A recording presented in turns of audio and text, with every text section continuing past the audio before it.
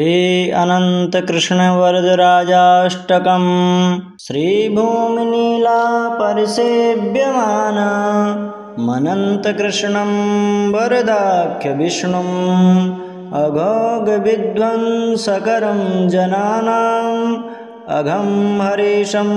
प्रभजे सदाहम् तिष्ठन् स्वधिष्णे परितो विपश्यन् आनन्दयन् स्वानभिराममूर्त्या युगं हराग्रामजनान् पुनीते अनन्तकृष्णं वरदेशमीडे भक्तान् जनान् पालनदक्षमेकं विभुं श्रियाश्लीष्यतनुं महान्तम् सुपर्णपक्षो परिरोचमाना मनन्तकृष्णं वरदेशमीडे सूर्यस्य कान्त्या सदृशे विराज रत्नैशमालङ्कृतवेषभूषं तमो विनाशाय मुहुर्मुहुस्त्वा अनन्तकृष्णं वरदेशमीडे अनन्तसंसारसमुद्रतार नौकायितं श्रीपतिमाननाब्जम् अनन्तभक्तैः परिदृश्यमाना मनन्तकृष्णं वरदेशमीडे नमन्ति देवाः सततं यमेव किरीटिनं गदिनं चक्रिणं तं बेखानसैसूरिभिरर्चयन्त मनन्तकृष्णं वरदेशमीडे तनोति देवः कृपया वरान्यो चिरायुषं भूतिमनन्यसिद्धिं तं देवदेवं वरदानदश्च मनन्तकृष्णं वरदेशमीडे कृष्णं नमस्कृत्य महामुनीन्द्रा स्वानन्दतुष्टा विगतान्यवाचः तं स्वानुभूत्यै भवपाद्मवन्द्य मनन्तकृष्णं वरदेशमीडे अनन्तकृष्णस्य कृपावलोका दघं हरग्रामजदीक्षितेन सुषुप्तिमालां रचितां मनोज्ञां गृह्णातु देवो वरदेशविष्णुः हे भूमिनीलापरिसेव्यमान मनन्तकृष्णं वरदाख्यविष्णुम् अघोघविध्वंसकरं जनानाम् अघं हरीशं प्रभजे सदाहम् तिष्ठन् स्वधिष्णे परितो विपश्यन् आनन्दयन् स्वानभिराममूर्त्या युगं हराग्रामजनान् पुनीते अनन्तकृष्णं वरदेशमीडे भक्तान् जनान् पालनदक्षमेकं विभुं श्रियाश्लीष्यतनुं महान्तम् सुपर्णपक्षो परिरोचमाना मनन्तकृष्णं वरदेशमीडे सूर्यस्य कान्त्या सदृशे विराज रत्नैशमालङ्कृतवेषभूषं तमो विनाशाय मुहुर्मुहुस्त्वा अनन्तकृष्णं वरदेशमीडे अनन्तसंसारसमुद्रतार नौकायितं श्रीपतिमाननाब्जम् अनन्तभक्तैः परिदृश्यमाना मनन्तकृष्णं वरदेशमीडे नमन्ति देवाः सततं यमेव किरीटिनं गदिनं चक्रिणं तं बेखानसैसूरिभिरर्चयन्त मनन्तकृष्णं वरदेशमीडे तनोति देवः कृपया वरान्यो चिरायुषं भूतिमनन्यसिद्धिं तं देवदेवं वरदानदश्च मनन्तकृष्णं वरदेशमीडे कृष्णं नमस्कृत्य महामुनीन्द्रा स्वानन्दतुष्टा विगतान्यवाचः तं स्वानुभूत्यै भवपाद्मवन्द्य मनन्तकृष्णं वरदेशमीडे अनन्तकृष्णस्य कृपावलोका दघं हरग्रामजदीक्षितेन सुषुप्तिमालां रचितां मनोज्ञां गृह्णातु देवो वरदेशविष्णुः। हे भूमिनीला परिसेव्यमाना मनन्तकृष्णं वरदाख्यविष्णुम् अघोघविध्वंसकरं जनानाम् अघं हरीशं प्रभजे सदाहम् तिष्ठन् स्वधिष्णे परितो विपश्यन् आनन्दयन् स्वानभिराममूर्त्या युगं हराग्रामजनान् पुनीते अनन्तकृष्णं वरदेशमीडे भक्तान् जनान् पालनदक्षमेकं विभुं श्रियाश्लेष्यतनुं महान्तं सुपर्णपक्षो परिरोचमाना मनन्तकृष्णं वरदेशमीडे सूर्यस्य कान्त्या सदृशे विराज रत्नैशमालङ्कृतवेषभूषं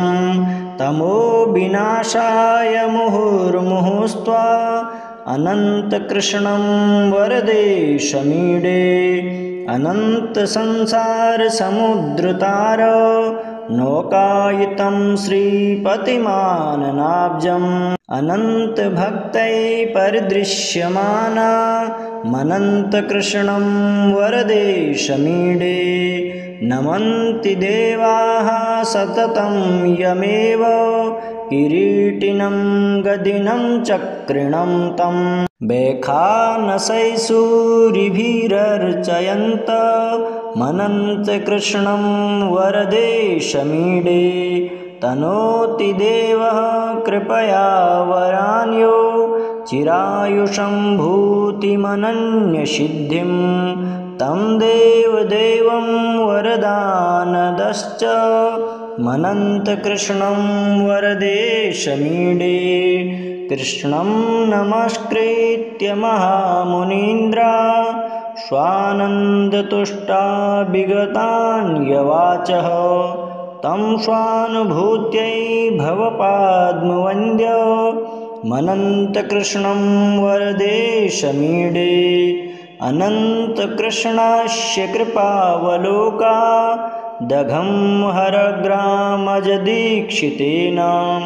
सुषुप्तिमालां रचितां मनोज्ञां गृह्णातु देवो वरदेशविष्णुः। हे भूमिनीला परिसेव्यमाना मनन्तकृष्णं वरदाख्यविष्णुम् अघोघविध्वंसकरं जनानाम् अघं हरीशं प्रभजे सदाहम् तिष्ठन् स्वधिष्णे परितो विपश्यन् आनन्दयन् स्वानभिराममूर्त्या युगं हराग्रामजनान् पुनीते अनन्तकृष्णं वरदेशमीडे भक्तान् जनान् पालनदक्षमेकं विभुं श्रियाश्लेष्यतनुं महान्तं सुपर्णपक्षो परिरोचमाना मनन्तकृष्णं वरदेशमीडे सूर्यस्य कान्त्या सदृशे विराज रत्नैशमालङ्कृतवेषभूषं तमो विनाशाय मुहुर्मुहुस्त्वा अनन्तकृष्णं वरदेशमीडे अनन्तसंसारसमुद्रतार नौकायितं श्रीपतिमाननाब्जम् अनन्तभक्तैः परिदृश्यमाना मनन्तकृष्णं वरदेशमीडे नमन्ति देवाः सततं यमेव किरीटिनं गदिनं चक्रिणं तं बेखानसैसूरिभिरर्चयन्त मनन्त कृष्णं वरदेशमीडे तनोति देवः कृपया वरान्यो चिरायुषं भूतिमनन्यसिद्धिं तं देवदेवं वरदानदश्च मनन्तकृष्णं वरदेशमीडे कृष्णं नमस्कृत्य महामुनीन्द्रा स्वानन्दतुष्टा विगतान्यवाचः तं स्वानुभूत्यै भवपाद्मवन्द्य मनन्तकृष्णं वरदेशमीडे अनन्तकृष्णस्य कृपावलोका दघं हरग्रामजदीक्षितेन सुषुप्तिमालां रचितां मनोज्ञां गृह्णातु देवो वरदेशविष्णुः हे भूमिनीला परिसेव्यमाना मनन्तकृष्णं वरदाख्यविष्णुम् अघोघविध्वंसकरं जनानाम् अघं हरीशं प्रभजे सदाहं तिष्ठन् स्वधिष्णे परितो विपश्यन् आनन्दयन् स्वानभिराममूर्त्या युगं हराग्रामजनान् पुनीते अनन्तकृष्णं वरदेशमीडे भक्तान् जनान् पालनदक्षमेकं विभुं श्रियाश्लेष्यतनुं महान्तं सुपर्णपक्षो परिरोचमाना मनन्तकृष्णं वरदेशमीडे सूर्यस्य कान्त्या सदृशे विराज रत्नैशमालङ्कृतवेषभूषं तमो विनाशाय मुहुर्मुहुस्त्वा अनन्तकृष्णं वरदेशमीडे अनन्तसंसारसमुद्रतार नौकायितं श्रीपतिमाननाब्जम् अनन्तभक्तैः परिदृश्यमाना मनन्तकृष्णं वरदेशमीडे नमन्ति देवाः सततं यमेव किरीटिनं गदिनं चक्रिणं तं बेखानसैसूरिभिरर्चयन्त मनन्तकृष्णं वरदेशमीडे तनोति देवः कृपया वरान्यो चिरायुषं भूतिमनन्यसिद्धिं तं देवदेवं वरदानदश्च मनन्तकृष्णं वरदेशमीडे कृष्णं नमस्कृत्य महामुनीन्द्रा स्वानन्दतुष्टा विगतान्यवाचः तं स्वानुभूत्यै भवपाद्मवन्द्य मनन्तकृष्णं वरदेशमीडे अनन्तकृष्णस्य कृपावलोका दघं हरग्रामजदीक्षितेन सुषुप्तिमालां रचितां मनोज्ञां गृह्णातु देवो वरदेशविष्णुः हे भूमिनीला परिसेव्यमाना मनन्तकृष्णं वरदाख्यविष्णुम् अघोघविध्वंसकरं जनानाम् अघं हरीशं प्रभजे सदाहं तिष्ठन् स्वधिष्णे परितो विपश्यन् आनन्दयन् स्वानभिराममूर्त्या युगं हराग्रामजनान् पुनीते अनन्तकृष्णं वरदेशमीडे भक्तान् जनान् पालनदक्षमेकं विभुं श्रियाश्लेष्यतनुं महान्तं सुपर्णपक्षो परिरोचमाना मनन्तकृष्णं वरदेशमीडे सूर्यस्य कान्त्या सदृशे विराज रत्नैशमालङ्कृतवेषभूषं तमो विनाशाय मुहुर्मुहुस्त्वा अनन्तकृष्णं वरदेशमीडे अनन्तसंसारसमुद्रतार नौकायितं श्रीपतिमाननाब्जम् अनन्तभक्तैः परिदृश्यमाना मनन्तकृष्णं वरदेशमीडे नमन्ति देवाः सततं यमेव किरीटिनं गदिनं चक्रिणं तं बेखानसैसूरिभिरर्चयन्त मनन्तकृष्णं वरदेशमीडे तनोति देवः कृपया वरान्यो चिरायुषं भूतिमनन्यसिद्धिं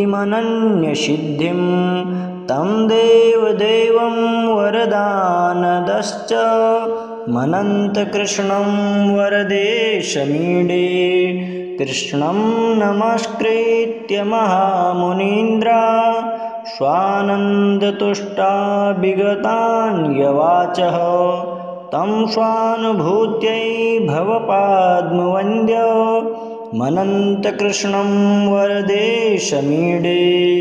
अनन्तकृष्णस्य कृपावलोका दघं हरग्रामजदीक्षितेन सुषुप्तिमालां रचितां मनोज्ञां गृह्णातु देवो वरदेशविष्णुः हे भूमिनीला परिसेव्यमाना मनन्तकृष्णं वरदाख्यविष्णुम् अघोघविध्वंसकरं जनानाम् अघं हरीशं प्रभजे सदाहं तिष्ठन् स्वधिष्णे परितो विपश्यन् आनन्दयन् स्वानभिराममूर्त्या युगं हराग्रामजनान् पुनीते अनन्तकृष्णं वरदेशमीडे भक्तान् जनान् पालनदक्षमेकं विभुं श्रियाश्लीष्यतनुं महान्तं सुपर्णपक्षो परिरोचमाना मनन्तकृष्णं वरदेशमीडे सूर्यस्य कान्त्या सदृशे विराज रत्नैशमालङ्कृतवेषभूषं तमो विनाशाय मुहुर्मुहुस्त्वा अनन्तकृष्णं वरदेशमीडे अनन्तसंसारसमुद्रतार नौकायितं श्रीपतिमाननाब्जम् अनन्तभक्तैः परिदृश्यमाना मनन्तकृष्णं वरदेशमीडे नमन्ति देवाः सततं यमेव किरीटिनं गदिनं चक्रिणं तं बेखानसैसूरिभिरर्चयन्त मनन्तकृष्णं वरदेशमीडे तनोति देवः कृपया वरान्यो चिरायुषं भूतिमनन्यसिद्धिं तं देवदेवं वरदानदश्च मनन्तकृष्णं वरदेशमीडे कृष्णं नमस्कृत्य महामुनीन्द्रा स्वानन्दतुष्टा विगतान्यवाचः तं स्वानुभूत्यै भवपाद्मवन्द्य मनन्तकृष्णं वरदेशमीडे अनन्तकृष्णस्य कृपावलोका दघं हरग्रामजदीक्षितेन सुषुप्तिमालां रचितां मनोज्ञां गृह्णातु देवो वरदेशविष्णुः हे भूमिनीला परिसेव्यमाना मनन्तकृष्णं वरदाख्यविष्णुम् अघोघविध्वंसकरं जनानाम् अघं हरीशं प्रभजे सदाहं तिष्ठन् स्वधिष्णे परितो विपश्यन् आनन्दयन् स्वानभिराममूर्त्या युगं हराग्रामजनान् पुनीते अनन्तकृष्णं वरदेशमीडे भक्ताञ्जनान् पालनदक्षमेकं विभुं श्रियाश्लेष्यतनुं महान्तं सुपर्णपक्षो परिरोचमाना मनन्तकृष्णं वरदेशमीडे सूर्यस्य कान्त्या सदृशे विराज रत्नैशमालङ्कृतवेषभूषं तमो विनाशाय मुहुर्मुहुस्त्वा अनन्तकृष्णं वरदेशमीडे अनन्तसंसारसमुद्रतार नौकायितं श्रीपतिमाननाब्जम् अनन्तभक्तैः परिदृश्यमाना मनन्तकृष्णं वरदेशमीडे नमन्ति देवाः सततं यमेव किरीटिनं गदिनं चक्रिणं तं बेखानसैसूरिभिरर्चयन्त मनन्तकृष्णं वरदेशमीडे तनोति देवः कृपया वरान्यो चिरायुषं भूतिमनन्यसिद्धिं तं देवदेवं वरदानदश्च मनन्तकृष्णं वरदेशमीडे कृष्णं नमस्कृत्य महामुनीन्द्रा स्वानन्दतुष्टा विगतान्यवाचः तं स्वानुभूत्यै भवपाद्मवन्द्य मनन्तकृष्णं वरदेशमीडे अनन्तकृष्णस्य कृपावलोका दघं हरग्रामजदीक्षितेन सुषुप्तिमालां रचितां मनोज्ञां गृह्णातु देवो वरदेशविष्णुः हे भूमिनीला परिसेव्यमाना मनन्तकृष्णं वरदाख्यविष्णुम् अघोघविध्वंसकरं जनानाम् अघं हरीशं प्रभजे सदाहं तिष्ठन् स्वधिष्णे परितो विपश्यन् आनन्दयन् स्वानभिराममूर्त्या युगं हराग्रामजनान् पुनीते अनन्तकृष्णं वरदेशमीडे भक्ताञ्जनान् पालनदक्षमेकं विभुं श्रियाश्लेष्यतनुं महान्तं सुपर्णपक्षो परिरोचमाना मनन्तकृष्णं वरदेशमीडे सूर्यस्य कान्त्या सदृशे विराज रत्नैशमालङ्कृतवेषभूषं तमो विनाशाय मुहुर्मुहुस्त्वा अनन्तकृष्णं वरदेशमीडे अनन्तसंसारसमुद्रतार नौकायितं श्रीपतिमाननाब्जम् अनन्तभक्तैः परिदृश्यमाना मनन्तकृष्णं वरदेशमीडे नमन्ति देवाः सततं यमेव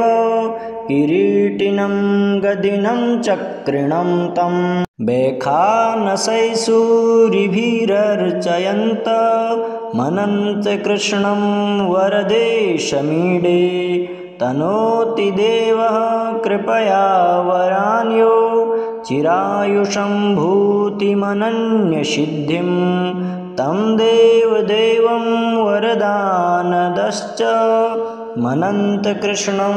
वरदेशमीडे कृष्णं नमस्कृत्य महामुनीन्द्रा स्वानन्दतुष्टा विगतान्यवाचः तं स्वानुभूत्यै भवपाद्मवन्द्य मनन्तकृष्णं वरदेशमीडे अनन्तकृष्णस्य कृपावलोका दघं हरग्रामजदीक्षितेन सुषुप्तिमालां रचितां मनोज्ञां गृह्णातु देवो वरदेश विष्णुः। हे भूमिनीला परिसेव्यमाना मनन्तकृष्णं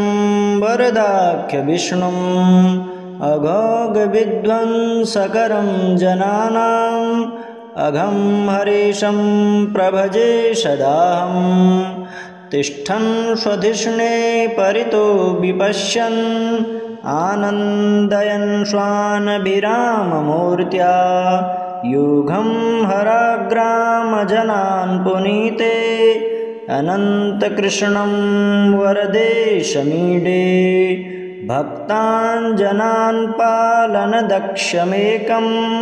विभुं श्रियाश्लीष्यतनुं महान्तम्। सुपर्णपक्षो परिरोचमाना मनन्तकृष्णं वरदेशमीडे। सूर्यस्य कान्त्या सदृशे विराज रत्नैशमालङ्कृतवेषभूषं तमो विनाशाय मुहुर्मुहुस्त्वा अनन्तकृष्णं वरदेशमीडे। अनन्तसंसारसमुद्रतार नौकायितं श्रीपतिमाननाब्जम् अनन्तभक्तैः परिदृश्यमाना मनन्तकृष्णं वरदेशमीडे। नमन्ति देवाः सततं यमेव किरीटिनं गदिनं चक्रिणं तं। बेखानसैसूरिभिरर्चयन्त मनन्तकृष्णं वरदेशमीडे। तनोति देवः कृपया वरान्यो चिरायुषं भूतिमनन्यसिद्धिं। तं देवदेवं वरदानदश्च मनन्तकृष्णं वरदेशमीडे। कृष्णं नमस्कृत्य महामुनीन्द्रा स्वानन्दतुष्टा विगतान्यवाचः। तं स्वानुभूत्यै भवपाद्मवन्द्य मनन्तकृष्णं वरदेशमीडे। अनन्तकृष्णस्य कृपावलोका दघं हरग्रामजदीक्षितेन। सुषुप्तिमालां रचितां मनोज्ञां गृह्णातु देवो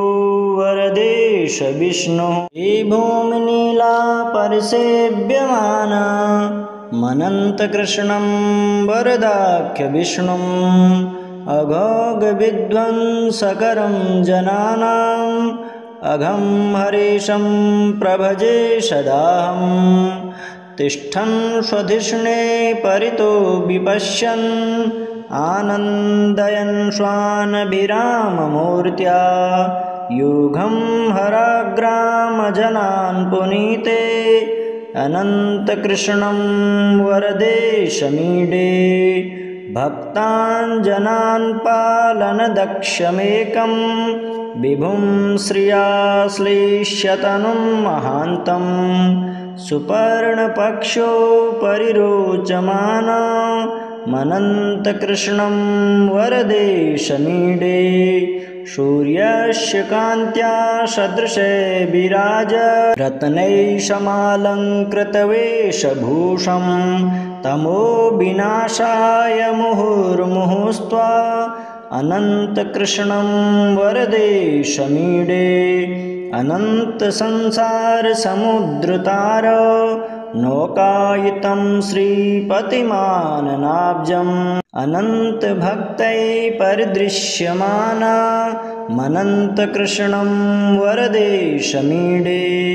नमन्ति देवाः सततं यमेव किरीटिनं गदिनं चक्रिणं तं। बेखानसैसूरिभिरर्चयन्त मनन्तकृष्णं वरदेशमीडे। तनोति देवः कृपया वरान्यो चिरायुषं भूतिमनन्यसिद्धिं। तं देवदेवं वरदानदश्च मनन्तकृष्णं वरदेशमीडे। कृष्णं नमस्कृत्य महामुनीन्द्रा स्वानन्दतुष्टा विगतान्यवाचः तं स्वानुभूत्यै भवपाद्मवन्द्य मनन्तकृष्णं वरदेशमीडे अनन्तकृष्णस्य कृपावलोका दघं हरग्रामजदीक्षितेन सुषुप्तिमालां रचितां मनोज्ञां गृह्णातु देवो वरदेश विष्णु हे भूमिनीला परिसेव्यमाना मनन्तकृष्णं वरदाख्य विष्णुम् अघोघविध्वंसकरं जनानाम् अघं हरीशं प्रभजे सदाहं तिष्ठन् स्वधिष्णे परितो विपश्यन् आनन्दयन् स्वानभिराममूर्त्या युगं हराग्रामजनान् पुनीते अनन्तकृष्णं वरदेशमीडे भक्तान् जनान् पालनदक्षमेकं विभुं श्रियाश्लीष्यतनुं महान्तं सुपर्णपक्षो परिरोचमाना मनन्तकृष्णं वरदेशमीडे सूर्यस्य कान्त्या सदृशे विराज रत्नैशमालङ्कृतवेषभूषं तमो विनाशाय मुहुर्मुहुस्त्वा अनन्तकृष्णं वरदेशमीडे अनन्तसंसारसमुद्रतार नौकायितं श्रीपतिमाननाब्जम् अनन्तभक्तैः परिदृश्यमाना मनन्तकृष्णं वरदेशमीडे नमन्ति देवाः सततं यमेव किरीटिनं गदिनं चक्रिणं तं बेखानसैसूरिभिरर्चयन्त मनन्तकृष्णं वरदेशमीडे तनोति देवः कृपया वरान्यो चिरायुषं भूतिमनन्यसिद्धिं तं देवदेवं वरदानदश्च मनन्तकृष्णं वरदेशमीडे कृष्णं नमस्कृत्य महामुनीन्द्रा स्वानन्दतुष्टा विगतान्यवाचः तं स्वानुभूत्यै भवपाद्मवन्द्य मनन्तकृष्णं वरदेशमीडे अनन्तकृष्णस्य कृपावलोका दघं हरग्रामजदीक्षितेन सुषुप्तिमालां रचितां मनोज्ञां गृह्णातु देवो वरदेश विष्णु हे भूमिनीला परिसेव्यमाना मनन्तकृष्णं वरदाख्य विष्णुम् अघोघविध्वंसकरं जनानाम् अघं हरीशं प्रभजे सदाहं तिष्ठन् स्वधिष्णे परितो विपश्यन् आनन्दयन् स्वानभिराममूर्त्या युगं हराग्रामजनान् पुनीते अनन्तकृष्णं वरदेशमीडे भक्तान् जनान् पालनदक्षमेकं विभुं श्रियाश्लीष्यतनुं महान्तं सुपर्णपक्षो परिरोचमाना मनन्तकृष्णं वरदेशमीडे सूर्यस्य कान्त्या सदृशे विराज रत्नैशमालङ्कृतवेषभूषं तमो विनाशाय मुहुर्मुहुस्त्वा अनन्तकृष्णं वरदेशमीडे अनन्तसंसारसमुद्रतार नौकायितं श्रीपतिमाननाब्जम् अनन्तभक्तैः परिदृश्यमाना मनन्तकृष्णं वरदेशमीडे नमन्ति देवाः सततं यमेव किरीटिनं गदिनं चक्रिणं तं बेखानसैसूरिभिरर्चयन्त मनन्त कृष्णं वरदेशमीडे तनोति देवः कृपया वरान्यो चिरायुषं भूतिमनन्यसिद्धिं तं देवदेवं वरदानदश्च मनन्त कृष्णं वरदेशमीडे कृष्णं नमस्कृत्य महामुनीन्द्रा स्वानन्दतुष्टा विगतान्यवाचः तं स्वानुभूत्यै भवपाद्मवन्द्य मनन्त कृष्णं वरदेशमीडे अनन्तकृष्णस्य कृपावलोका दघं हरग्रामजदीक्षितेन सुषुप्तिमालां रचितां मनोज्ञां गृह्णातु देवो वरदेश विष्णुः हे भूमिनीला परिसेव्यमाना मनन्तकृष्णं वरदाख्य विष्णुम् अघोघविध्वंसकरं जनानाम् अघं हरीशं प्रभजे सदाहं तिष्ठन् स्वधिष्णे परितो विपश्यन् आनन्दयन् स्वानभिराममूर्त्या युगं हराग्रामजनान् पुनीते अनन्तकृष्णं वरदेशमीडे भक्तान् जनान् पालनदक्षमेकं विभुं श्रियाश्लेष्यतनुं महान्तं सुपर्णपक्षो परिरोचमाना मनन्तकृष्णं वरदेशमीडे सूर्यस्य कान्त्या सदृशे विराज रत्नैशमालङ्कृतवेषभूषं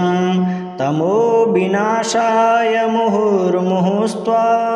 अनन्तकृष्णं वरदेशमीडे अनन्तसंसारसमुद्रतार नौकायितं श्रीपतिमाननाब्जम् अनन्तभक्तैः परिदृश्यमाना मनन्तकृष्णं वरदेशमीडे नमन्ति देवाः सततं यमेव किरीटिनं गदिनं चक्रिणं तं बेखानसैसूरिभिरर्चयन्त मनन्त कृष्णं वरदेशमीडे तनोति देवः कृपया वरान्यो चिरायुषं भूतिमनन्यसिद्धिं तं देवदेवं वरदानदश्च मनन्त कृष्णं वरदेशमीडे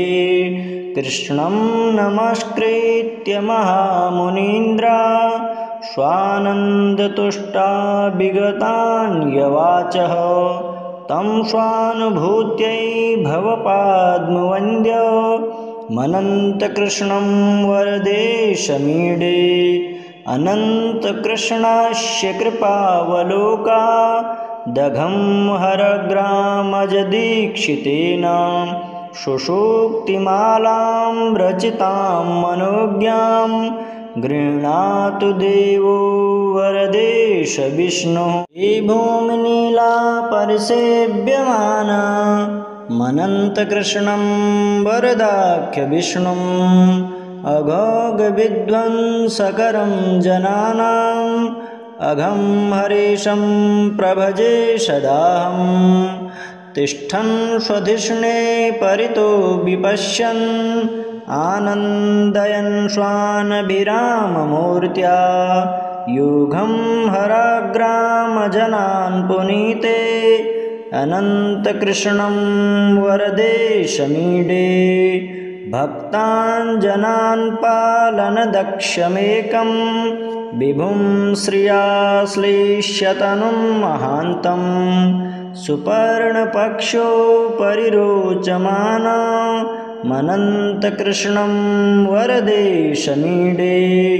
सूर्यस्य कान्त्या सदृशे विराज रत्नैशमालङ्कृतवेषभूषं तमो विनाशाय मुहुर्मुहुस्त्वा अनन्तकृष्णं वरदेशमीडे अनन्तसंसारसमुद्रतार नौकायितं श्रीपतिमाननाब्जम् अनन्तभक्तैः परिदृश्यमाना मनन्तकृष्णं वरदेशमीडे नमन्ति देवाः सततं यमेव किरीटिनं गदिनं चक्रिणं तं बेखानसैसूरिभिरर्चयन्त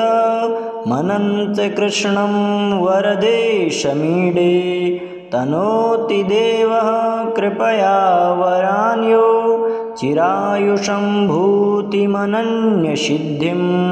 तं देवदेवं वरदानदश्च मनन्तकृष्णं वरदेशमीडे कृष्णं नमस्कृत्य महामुनीन्द्रा स्वानन्दतुष्टा विगतान्यवाचः तं स्वानुभूत्यै भवपाद्मवन्द्य मनन्तकृष्णं वरदेशमीडे अनन्तकृष्णस्य कृपावलोका दघं हरग्रामजदीक्षितेन सुषुप्तिमालां रचितां मनोज्ञां गृह्णातु देवो वरदेशविष्णुः हे भूमिनीला परिसेव्यमाना मनन्तकृष्णं वरदाख्यविष्णुम् अघोघविध्वंसकरं जनानाम् अघं हरीशं प्रभजे सदाहम् तिष्ठन् स्वधिष्णे परितो विपश्यन् आनन्दयन् स्वानभिराममूर्त्या युगं हराग्रामजनान् पुनीते अनन्तकृष्णं वरदेशमीडे भक्तान् जनान् पालनदक्षमेकं विभुं श्रियाश्लेष्यतनुं महान्तं सुपर्णपक्षो परिरोचमाना मनन्तकृष्णं वरदेशमीडे सूर्यस्य कान्त्या सदृशे विराज रत्नैशमालङ्कृतवेषभूषं तमो विनाशाय मुहुर्मुहुस्त्वा अनन्तकृष्णं वरदेशमीडे अनन्तसंसारसमुद्रतार नौकायितं श्रीपतिमाननाब्जम् अनन्तभक्तैः परिदृश्यमाना मनन्तकृष्णं वरदेशमीडे नमन्ति देवाः सततं यमेव किरीटिनं गदिनं चक्रिणं तं बेखानसैसूरिभिरर्चयन्त मनन्तकृष्णं वरदेशमीडे तनोति देवः कृपया वरान्यो चिरायुषं भूतिमनन्यसिद्धिं तं देवदेवं वरदानदश्च मनन्तकृष्णं वरदेशमीडे कृष्णं नमस्कृत्य महामुनीन्द्रा स्वानन्दतुष्टा विगतान्यवाचः तं स्वानुभूत्यै भवपाद्मवन्द्य मनन्तकृष्णं वरदेशमीडे अनन्तकृष्णस्य कृपावलोका दघं हरग्रामजदीक्षितेन सुषुप्तिमालां रचितां मनोज्ञां गृह्णातु देवो वरदेशविष्णुः।